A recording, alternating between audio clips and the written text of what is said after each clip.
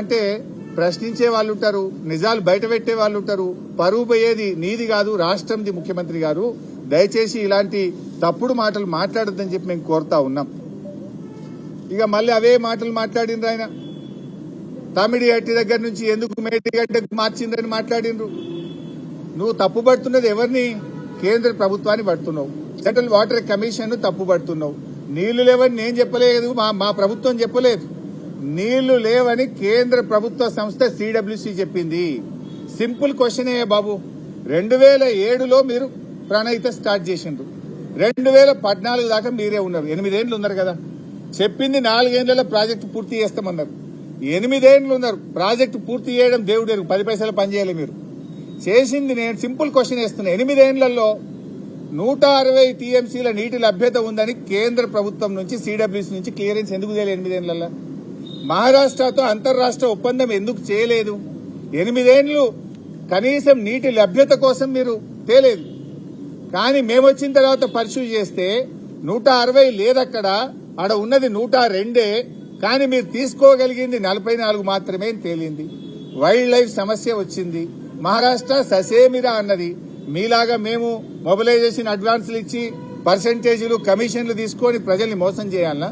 మేము ఉద్యమం చేసిన వాళ్ళం, రాష్ట్రాన్ని సాధించిన వాళ్ళం, ప్రజలకు నీళ్లు ఇవ్వాలనే లక్ష్యంతో మేము నీళ్లు ఎక్కడున్నాయో వ్యాప్కో సూచిస్తే మేడిగడ్డ దగ్గర పెట్టాం.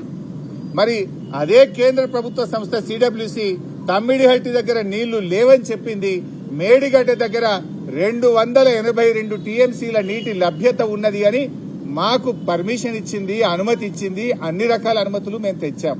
డాక్యుమెంట్స్ ఉన్నాయి. అసెంబ్లీలో చర్చ పెట్టు దమ్ముంటే అన్ని తీసుకొని చర్చకు రావడానికి సిద్ధం.